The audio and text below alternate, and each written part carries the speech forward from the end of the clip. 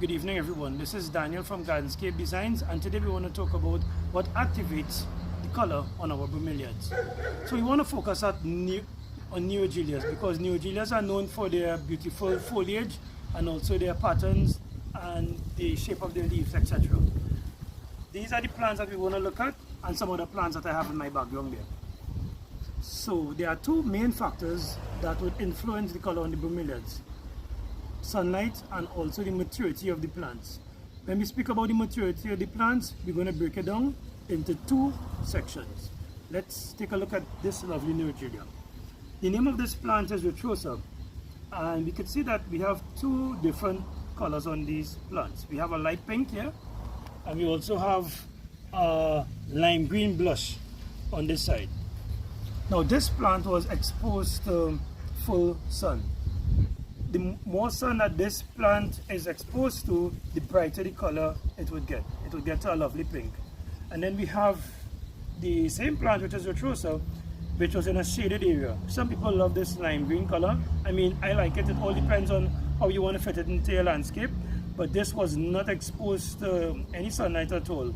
So hence the reason why it's light green. Now, with neogelias, in order to get them to color, as I said before, you need to expose them to the light. Now, different neogelias, different species in the neogelia, you would find that they would color differently according to different varying shades of light. So some of them would just prefer like morning sun, some of them would prefer midday sun, some of them would prefer whole day sun in order to get to their max color potential. See, not we live in Trinidad, but in the tropics it's very, very hot. So it's important to acclimatize our plants properly in order to get the maximum color without getting the plants burned.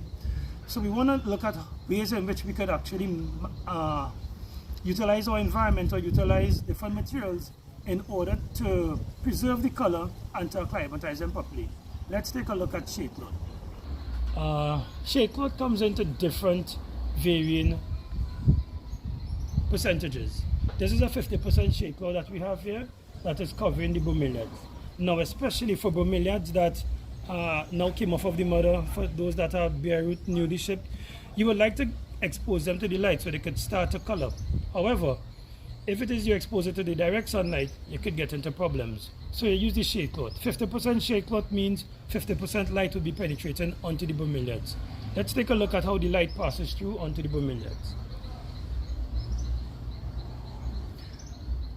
Now, sometimes some folks would use 75%. I think that 75% is a little bit too much because bromeliads need the light in order to get to the color.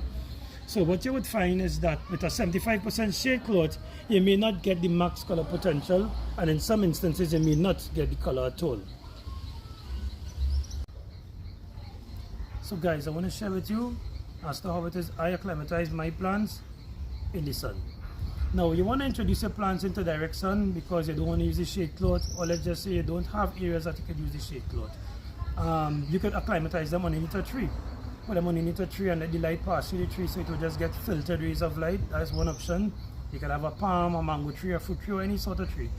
We are in Trinidad and the sun is very, very hot, right? So when it is you're acclimatizing your plants in the bare sun, I would recommend that you give it 2 to 3 hours of sun every 2 to 3 weeks. And after that 2 to 3 week period, you could introduce it into more sun. So for example, you could introduce a plant into the sun up to 10 o'clock, and then for 3 weeks, and then after that 3 week period, you could introduce it in sun up to another further 3 weeks, and then so forth until you actually get the plant to take full sun. Now, some plants are easier than some, so you need to be very careful, people. All right. Sometimes when it is you have a lot of rain, a lot of cloud cover, you're going to find that it's going to interfere with the acclimatization process because it would be like the plant is taking 3 steps forward and then 2 steps back. So you just need to be mindful of these things. Sun is very hot, take your hose, drench the soil so that the plant could absorb water through its roots to hydrate the entire plant, to help to give it a better resistance from the sun, or you could always miss the plant. So that is one aspect that we looked at in terms of sunlight activating the color in our plant. We want to look at maturity. Now, take a look at this plant. This is a Coolman hybrid bad boy brand. I put it in a pot not for it to get to its maximum size, but it's just about 70 centimeters wide. Mature plant in this would go to about 80 centimeters. Look at the lovely color that we have on this bad boy. Right? Now, once a pup was to push out of this plant, you're going to get the color of the pup looking very pale, very green and creamy, not going to get any red on it. So sometimes you would be selling someone a plant, or you might be giving a friend a plant, and it may not look like the mother, and they probably might ask, hey, you saw that it's the same plant or what have you? Yes, it's the same plant. It's just that because it's a young plant, the color is not fully yet activated. Even bad boy brands, medium size, even struggle to get the full color, even in the full sun.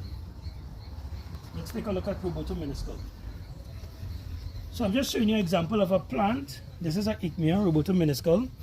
Looking at the pup, you would see it has the full color and the full characteristics just as the mom. So it would have no mistake in terms of the coloration. This plant takes lovely sun and it actually colors on the mom while she's growing.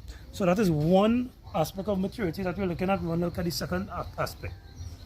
So to reiterate, for acclimatizing your bromeliads in the sun, expose the plant to 2 to 3 hours of sun for 2 to 3 weeks, and then increase sun exposure by another 2 hours for another 2 to 3 weeks until you find the right sunlight for optimum color without the plant getting bleached or burnt.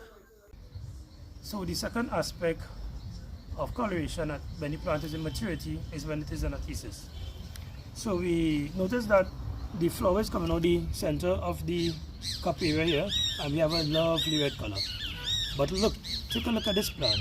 It has no red in the color of the cup.